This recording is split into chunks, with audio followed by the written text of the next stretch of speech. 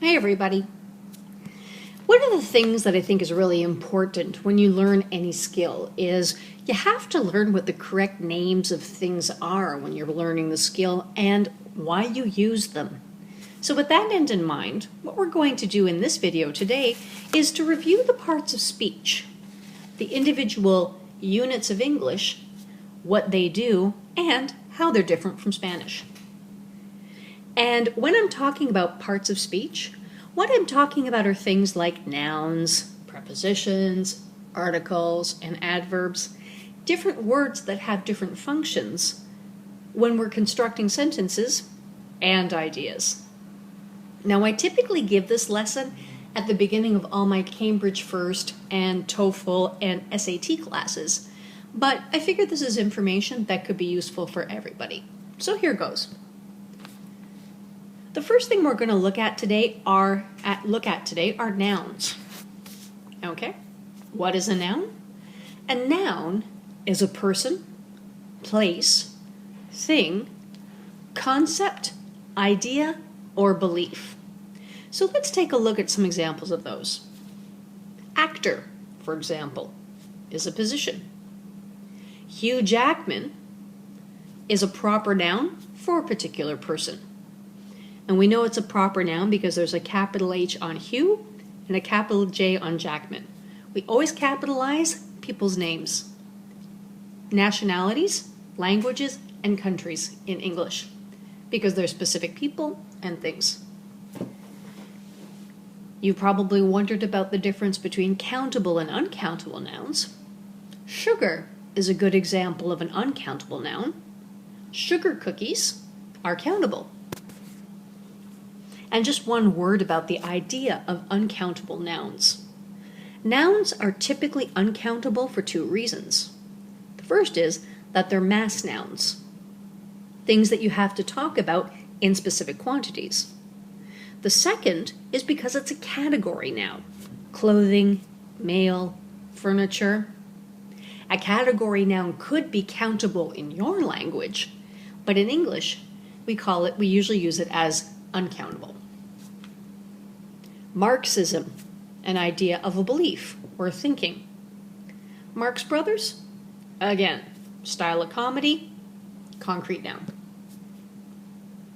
Let's move on to verbs. Interesting fact. Did you know that every language in the world has verbs? True fact. Okay. Verbs can typically be divided into one of two categories. Intransitive, which do not have direct objects, and transitive, which do have direct objects. Let's explore that in a bit more detail. If you can't remember what the difference is, think about this example. Think about 3 different ways of finishing the sentence. Okay? Beginning of the sentence, subject, Elvis, verb, died. On the next slide, you will see 3 possible ways to finish that sentence, but only one of these endings is incorrect. The other 2 are correct. Can you guess which one?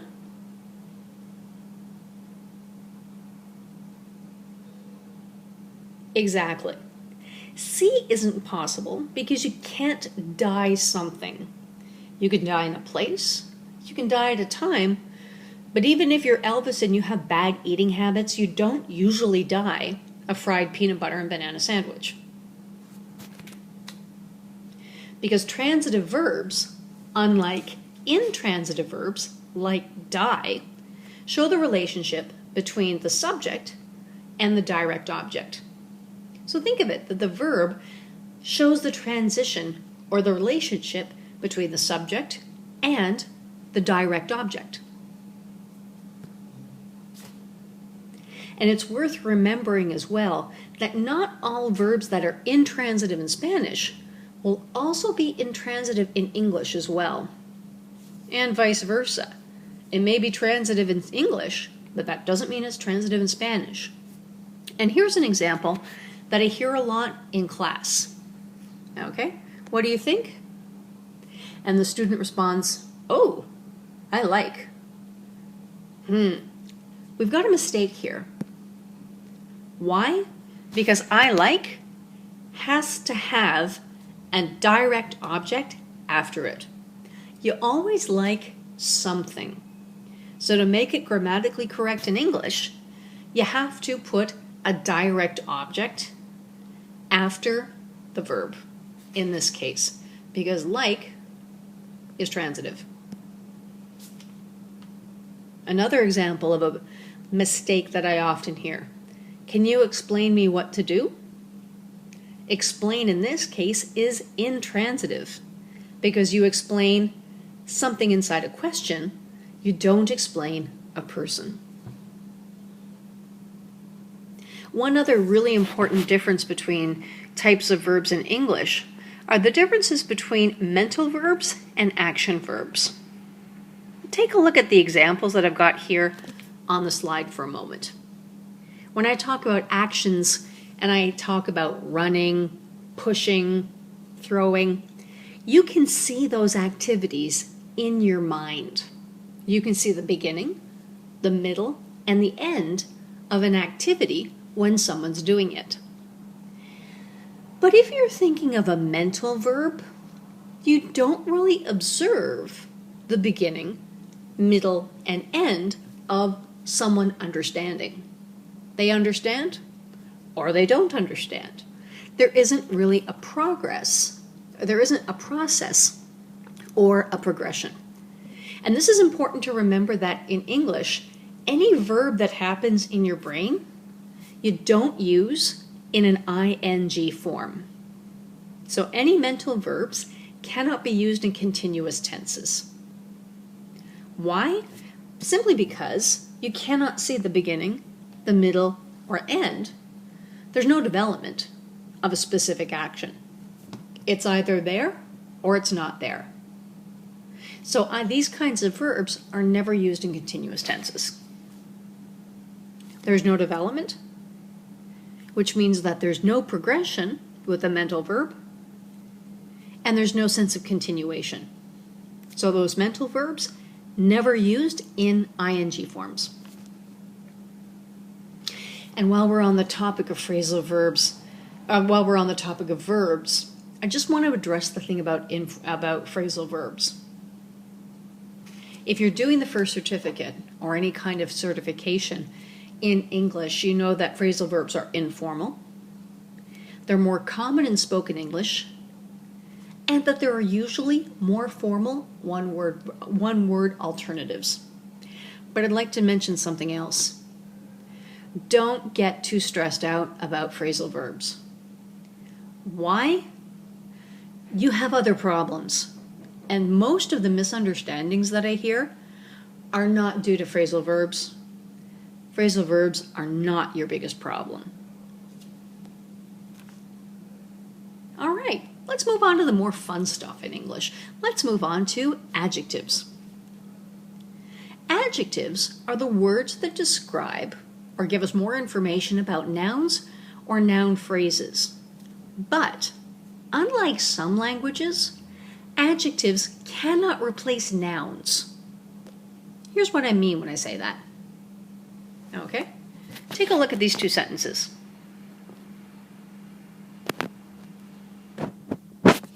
Those are perfectly okay sentences to say in languages like English, like Spanish and maybe some other ones, but in English, you can't do it. You would have to say something like, he is the manager, or you are stupid, because articles, as we'll see later, are only used with nouns. And in English, an adjective can describe a noun, but it cannot act as a noun.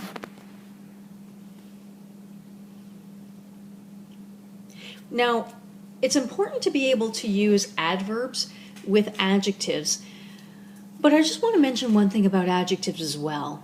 Be really careful of making funny combinations with adjectives and adverbs. For example, slightly dead or slightly pregnant, or extremely nice. Make sure that the intention matches the intensity and don't feel that you have to use the same adjectives all the time. In fact, I'm going to give you a list of 5 adjectives that you should totally avoid. Because the adjectives I'm about to show you don't give an idea of scale. English may not have a lot of verbs and it may not have a lot of nouns, but we really just like our describing language. So, if an English speaker hears you saying words like, I don't know, good, bad, okay, nice is a particularly bad one, terrible, sorry, those adjectives are boring. We have much more accurate and interesting adjectives in English. And if you're not sure what your alternatives are for different types of adjectives, what you need is a dictionary of synonyms. And the best one on the net is www.thesaurus.com. Okay, so if adjectives describe nouns or noun phrases, what do adverbs do? Okay, let's take a look at this. Everyone knows the first one. Adjectives describe verbs. What about the other 2? This may exist in your language, but you may not use it the same way we do in English. Got any ideas? Okay. Adverbs describe verbs, adjectives, and other adverbs. And here are some examples of how that's done. Verb plus adverb, run quickly. Adverb plus adjective, very fast.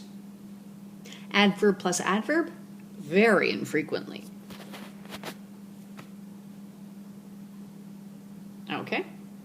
Adverbs can also show the relationships between bigger ideas and sentences as well.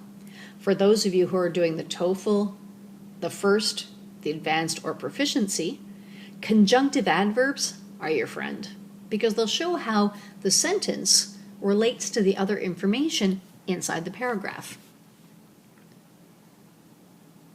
Next up, pronouns. Oh, those of you who are doing TOEFL, you love pronouns because that's one of the types of questions on the reading that tend to cause a lot of confusion. Think of it this way. Pronouns are replacements for nouns or noun phrases. And we typically have 4 types of pronouns in English. The first, which everybody knows, subject pronouns. I, you, she, we, they. First pronouns you learn. So you say. You Spanish people are wondering, so what's the deal with you if it's always second person formal? What's second person informal? Well, it's a word that you probably won't recognize unless you do a lot of reading of older literature. Thou. Thou was actually the informal version for second person. And what happened was that in the course of English developing as it did, the second person formal became the accepted form. Second type of pronoun, object. Me, you, him, her. Okay, again, things you learn at the beginning. So far, so good. There's a mistake on the third slide though. Can you see it? Take a look. One of these pronouns is incorrect. That's right. If you saw my is wrong, you're absolutely correct because that's the possessive adjective, not the possessive pronoun. And one note for those of you who speak Spanish, French, or Portuguese, remember that with possessive pronouns, it's the gender of the owner, not the gender of the thing, especially because in English, things are neuter. Here's an example. Diana, singular female.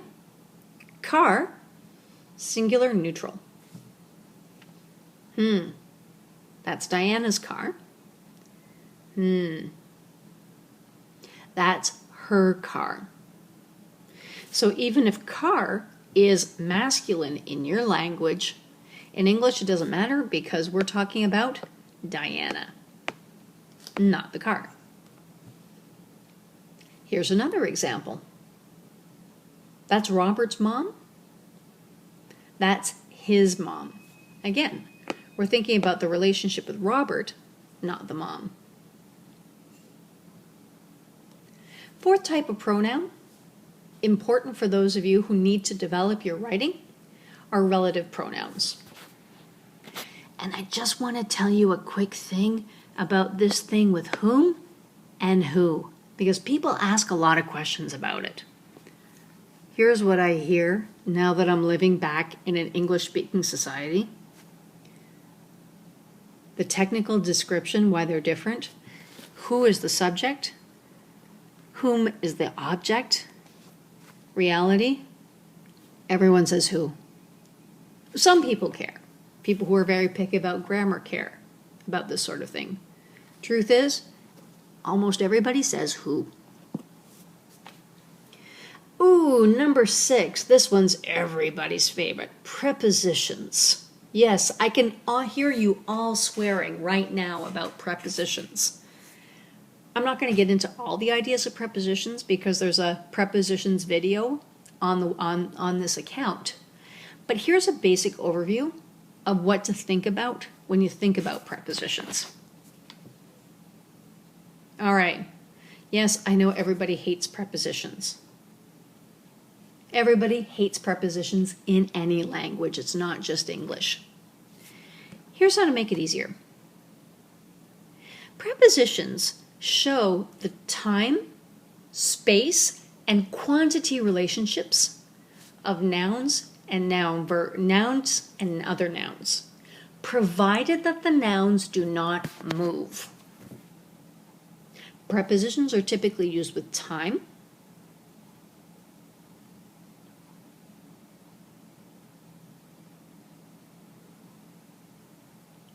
prepositions are typically used with space,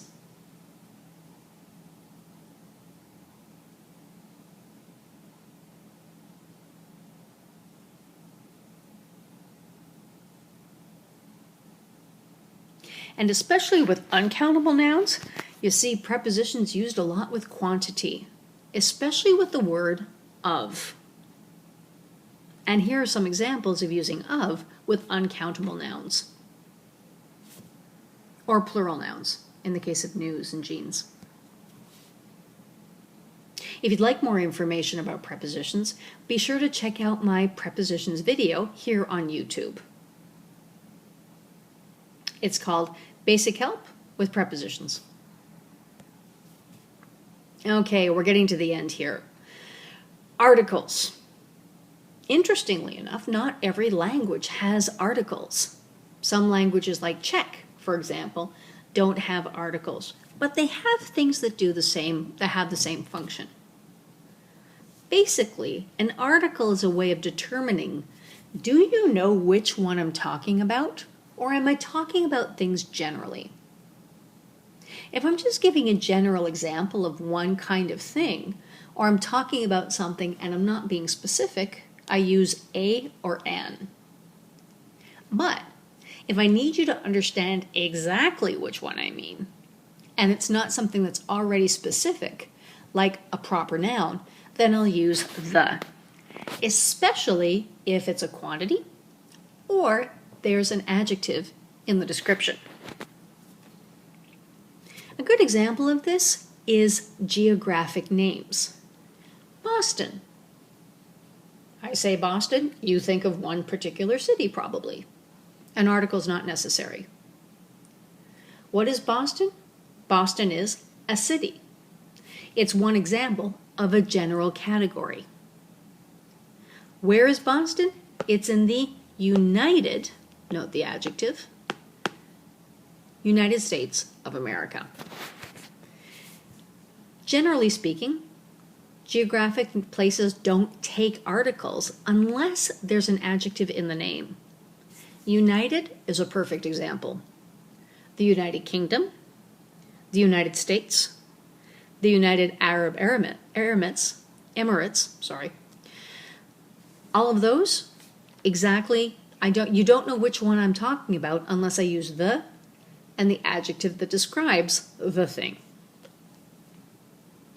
Last category for this evening, conjunctions. Ooh, if you write or you talk, you need conjunctions, because conjunctions join ideas that are similar. And to that end, in English, it's important to remember that conjunctions join like with like. Let me give you some examples of mistakes that I have seen with conjunctions. She's smart and a good student. Okay?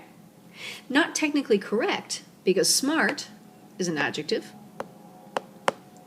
A good student is a noun phrase. To make that correct, what it'd have to do is add in a noun. She's a smart kid and a good student. Noun phrase and noun phrase. And is an additive. It shows this and that together. We didn't go because snow. Another problem here. We have a verb phrase, and then we got this word, which could be a verb or a noun, but we don't know because we don't have enough information. So rather than that, what we could do is put a verb phrase here. We didn't go because, and second verb phrase, it was snowing. Much clearer and much easier to understand. You can have chocolate or to forget about dessert. Again, another problem. Here we've got chocolate as a noun, or, ooh, an infinitive verb here. Not going to work. Again, we have to keep like with like, making sure that the things are a similar structure. You can have chocolate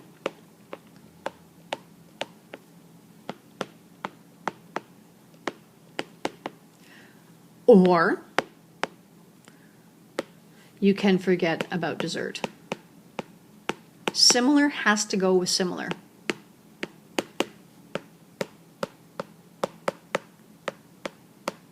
You can't mix these things. If you have one of one, you have to have the same thing on the other side.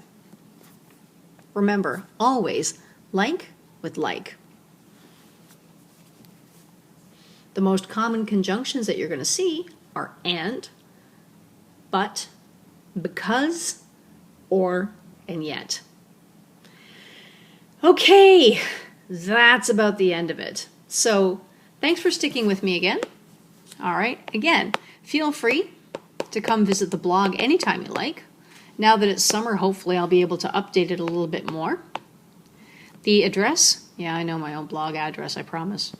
Blog address is http://stop-spanglish.blogspot.ca. And don't forget, we're also on social media. So come and look for us if you haven't joined us yet. Stop Spanglish is on LinkedIn. Well, I'm on LinkedIn. Twitter. Facebook. And if I ever get organized enough, I may start a Pinterest account as well. So, thank you for your time and your patience. And as always, if you have any questions, Don't hesitate to leave your questions in the comments section here. And have a great day. Go get a cup of tea.